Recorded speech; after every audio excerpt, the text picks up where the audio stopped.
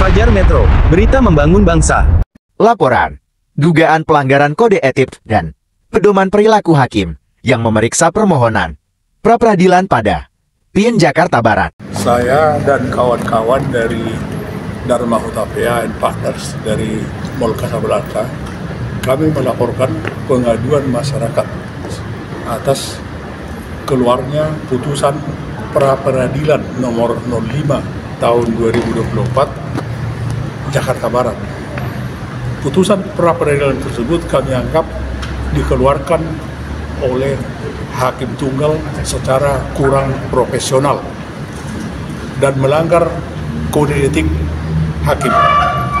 Apa yang dimaksud dengan kurang profesional? Yang pertama, putusan pra-peradilan nomor 05 tahun 2024 Jakarta Barat tersebut mengabaikan dua putusan pra-peradilan yang sebelumnya memenangkan klien kami, yaitu putusan pra-peradilan nomor 09 tahun 2023 dan putusan pra-peradilan nomor 01 tahun 2024. Dan dalam amar putusan nomor 05 tahun 2024 tidak menyinggung sama sekali bagaimana nasib dua putusan pra-peradilan nomor 09 tahun 2023 dan nomor 01 dilupakan. Untuk apa putusan pra-peradilan kalau tidak diikuti? Intinya putusan pra-peradilan tersebut adalah menyatakan bahwa penerbitan SP3 atas tersangka itu dibatalkan dan harus dilanjutkan ke tingkat penyidikan dengan menyerahkan barang bukti dan tersangka ke jaksa penuntut umum.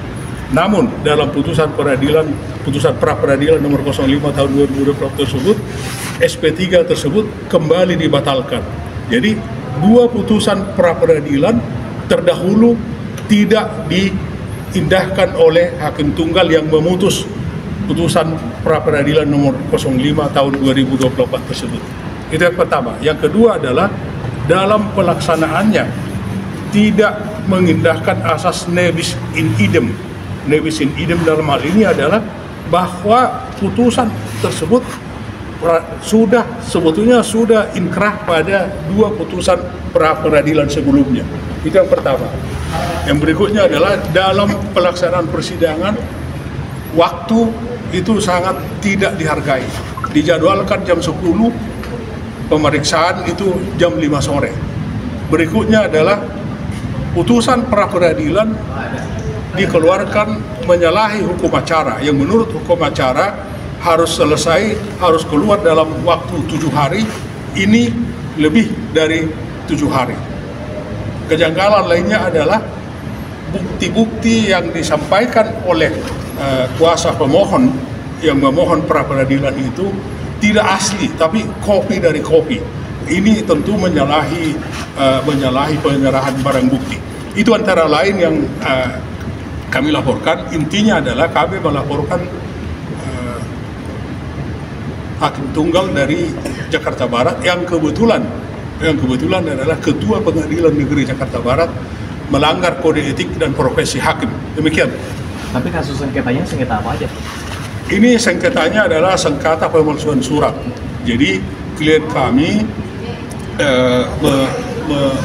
melaporkan seseorang atas laporan dia menggunakan sertifikat hak guna bangunan yang telah dibatalkan oleh Kanwil Pertanahan Provinsi DKI Jakarta sebagai barang bukti dari pengadilan. Jadi ada sertifikat hak guna bangunan rumah yang digunakan oleh lawan dari klien kami ini sebagai barang bukti di pengadilan, padahal ini sudah dibatalkan oleh Kanwil Pertanahan sebelumnya. Jadi ini masuk kategori pemalsuan surat yang diatur dalam pasal 263 dan pasal 264 ayat 2 Kitab Undang-Undang Hukum Pidana. Total tanah ini berapa Pak total seluruhnya? Total tanah kurang lebih 3.044 meter. Itu bertempat di mana Pak? Di Jakarta Barat, di Jalan Prepedan, Jakarta Barat. Yang Bapak desak kepada Komisi Yudisial ini apa Pak penegak hukum? Yang kami desak adalah bagaimana nasib putusan pra peradilan dua yang terdahulu. Apakah itu ada artinya atau tidak? Dan tiba-tiba dibatalkan oleh SP3 tersebut dibatalkan kembali oleh putusan pra peradilan yang terbaru.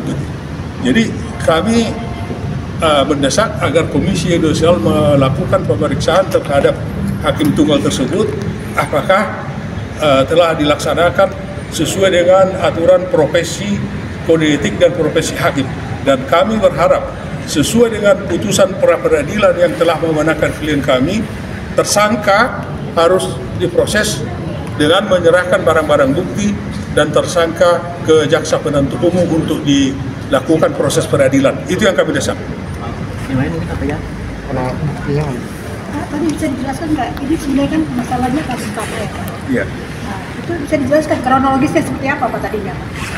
Ya, kronologisnya klien kami membeli sebidang tanah dari seseorang di Jakarta Barat dan seseorang yang lain, itu yang nanti jadi tersangka. Ya.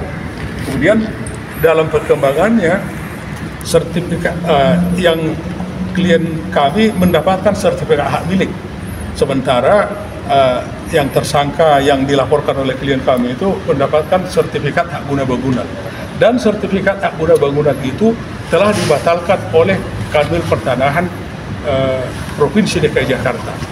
Dalam perkembangannya dia menggugat klien kami kembali dengan menggunakan sertifikat hak guna bangunan yang telah dibatalkan. Itulah yang menjadi kronologisnya, itulah menjadi persoalannya. Seharusnya karena sertifikat hak guna bangunan tersebut telah dibatalkan, mestinya itu tidak bisa lagi digunakan sebagai dasar untuk melaporkan klien kami. Jadi ini melanggar pasal 263 dan 264 KUH Pidana, yaitu kategori pemalsuan surat. Sebenarnya sih dugaan Bapak di balik ini yang bermainnya siapa aja Pak? Kami tidak mau menduga-duga lah, biarlah Komisi Yudisial yang nanti melakukan pemeriksaan. Kita tidak boleh menduga-duga. Oke. Ada lagi yang lain? Oke, makasih ya. Mohon doanya. Amin. Langsung atas yang ambil. Thanks for watching. See you later.